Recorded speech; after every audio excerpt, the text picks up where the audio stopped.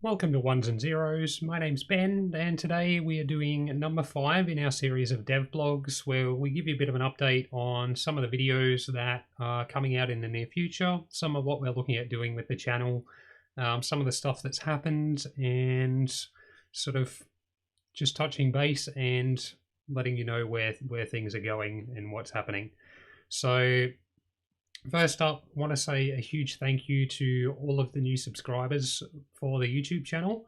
We're now up to 186 subscribers as of me doing this video. That is really awesome.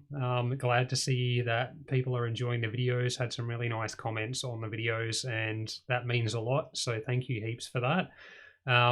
As of a few days ago, we've hit over 3,000 views of the videos so far, which, considering that the channel is still relatively new, I'm pretty impressed with how that's going.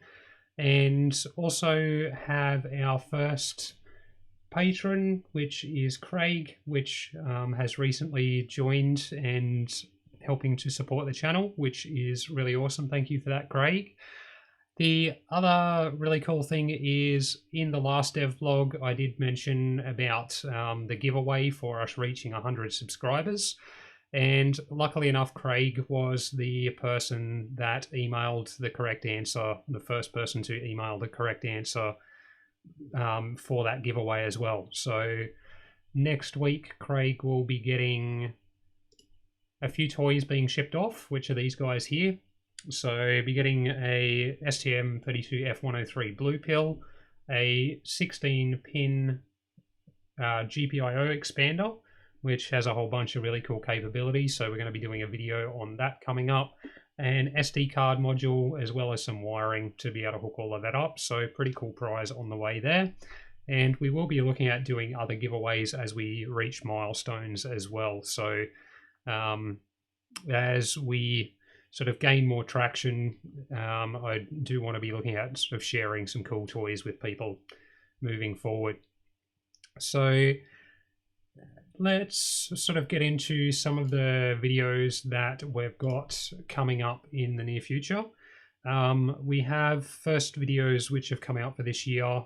The other day I did one looking at controlling common anode or common cathode RGB LEDs using STM32. So that one's already had some cool views and a bunch of likes and stuff, which is awesome.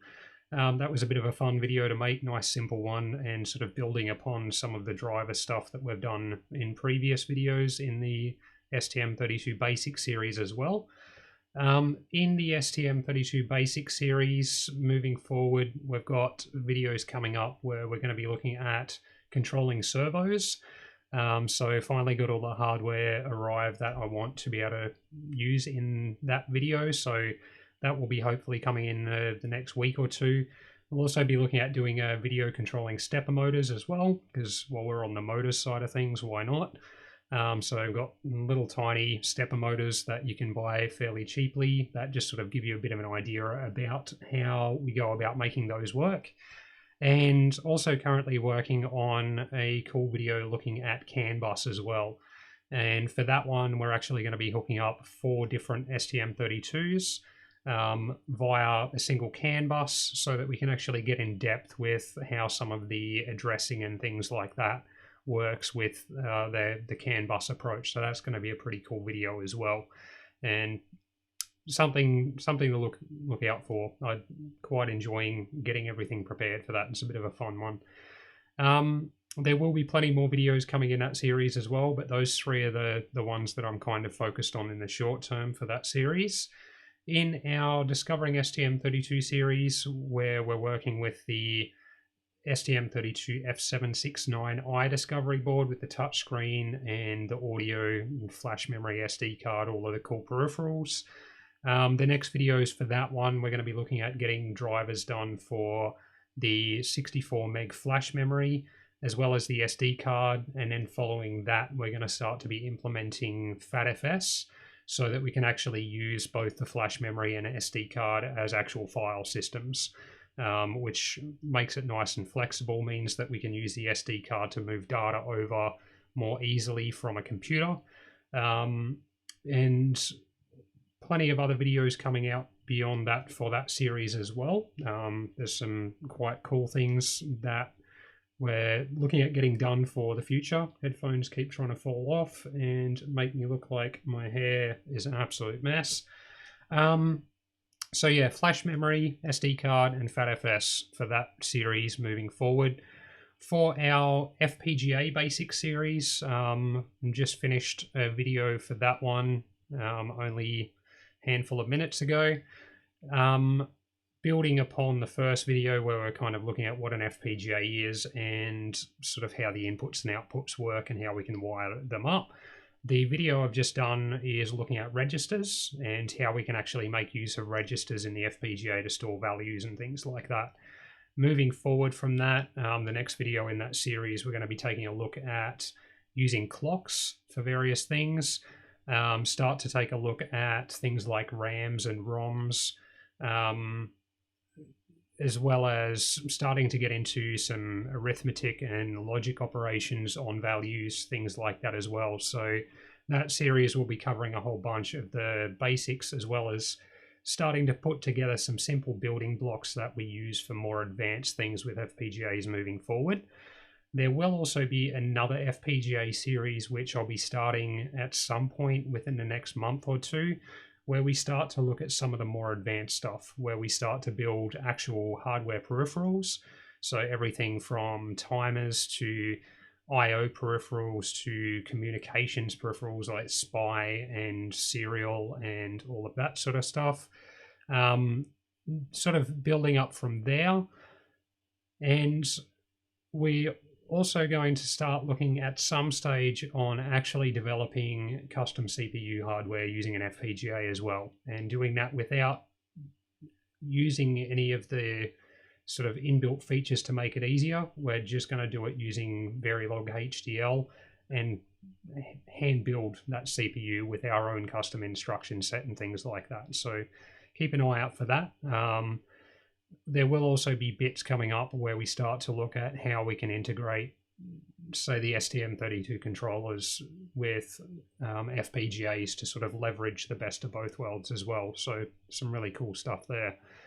We also have some more videos coming out in our Unearthing C++ series. I'm hoping to get a couple more videos done for that series next week. Where we start to look at structures and classes and things like that. I wanted to have all of those done the end of last year, but kind of wanted to take a little bit of time off and then spend a little bit of time focused on a project I'm doing for a third-party company, which I'm quite enjoying, and parts of that are going to get used in videos coming up as well. So that's something to be looking forward to, where we start to get into developing actual user interfaces and things like that for various systems, and how we can make that nice and flexible for not just the 769 discovery board, but also the 429 discovery board with the LCD touchscreen, as well as getting hold of some extra touch screens that we can hook up to things like the F411 Nucleo board as well, so that we can sort of do UI stuff on multiple different levels if we'd like to. So that's a few of the different series that we've got there. Let me see if I'm missing anything. So as far as the debugging series, so the debugging STM32, I have just finished a video on that one as well, which will probably be live by the time you're seeing this. So in the first video in that series, we took a bit of a look at some of the ways to avoid particular issues that you can come across with projects in CubeIDE. Moving forward from that, we're looking at the various tools that you can put into your debugging toolbox in order to make your life much easier when it comes to actually debugging code. So the video that I've just done is looking at using LEDs as a debugging tool. And although it might seem simple on the face of it, using an LED, turning it on and off, there's various techniques that you can use in order to, in order to be able to get the LEDs to be able to give you more information than you might otherwise and help point you at the particular parts of the code that are having the issue a little bit quicker. And LEDs are great for that because you can see them at a glance and sort of get a bit of feel straight away. But coming up in that series, we're also going to be taking a look at using Serial to be able to sort of log information and get feedback via a Serial terminal as to what's going on, which is also a really useful tool. We'll also take a look at the various aspects of the actual debugger in the Cube IDE and how we can use that to be able to see what's going on with the code, how to use breakpoints, how to see what's going on with the various hardware peripherals inside the STM32 chips as well. And then moving on from that, we're also going to take a look at using things like multimeters and oscilloscopes to make debugging easier as well. And again, sort of getting a feel for which tools to be using in a particular situation in order to help track down what's going on. As again, the quicker you can find the bug, the quicker you can get it fixed, and the quicker you can find it, the less frustrated it's likely to make you, which no programmer really wants to be frustrated trying to chase bugs.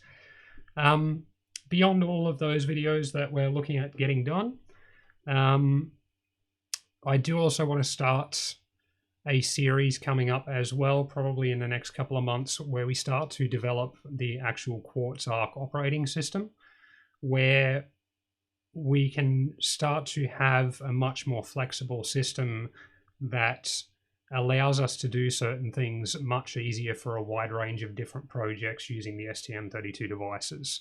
So that's going to be a bit of fun as well, because there's certain things there, especially as far as dealing with say dynamic interrupt management and dealing with dynamic UI and a whole bunch of different aspects there that make life a lot easier, similar to what you might get if you were using something like RTOS. But again, getting to do it all custom so that we can see how that works and actually get our hands dirty on that. That code will only be on GitHub for Patreon members. Whereas all of the code for the other videos, of course, is free for non-commercial use for anyone to use. So speaking of our repositories on GitHub, if we jump over to that guy there, so this is our ones and zeros GitHub. We've got a bunch of different repositories, primarily focused on the STM32 code at the moment. However, we will be starting to put up some Fpga stuff moving forward as well. Now, one of the things that I've really wanted to be focusing on with this stuff is actually getting a bunch of the various drivers ported over to the various code bases. We can see there at the moment that just some of the repositories where we've got ones for a bunch of the different development boards that I like to mess with. So I'd like to sort of get that a little bit more common, where we've got a common set of drivers for a whole bunch of different peripherals and systems across all of the code base. So that will be a bit of a focus that I want to get into, especially across the first half of this year, so that people like yourself can make use of that stuff. And again, as I mentioned, that stuff's free for non-commercial use. If you do want to use it for commercial use, then it's a matter of getting in touch with us and we can have a bit of a chat about options there. So that's kind of what's going on with that. Again, I have noticed quite a bunch of people seem to be checking out the code, and I think that's really awesome that people are finding that useful. So thank you to all of those people. Thank you to all of you who have been watching the videos, whether you've liked and subscribed or not. I think it's really awesome that people have been watching them. I've been really enjoying doing them and glad to be back into actually getting videos done for 2022 as well. Hope you all had a really wonderful holiday season, Christmas, New Year's, all of that stuff. Hope you all had a nice, safe one. And I look forward to sharing a whole bunch of stuff with you moving forward in 2022. So if you do have any questions or anything like that, want to get in touch, feel free to leave a comment on the video or on any of our videos. I do check those regularly. If you've got any questions that you don't want to leave a comment for, we do also have our subreddit. There is also the email address there as well, so feel free to contact us that way.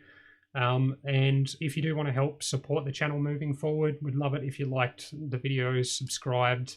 If you want to help even further, you can jump onto Patreon and help support us there as well. There is a bunch of cool features, benefits and things depending on the various supporter levels.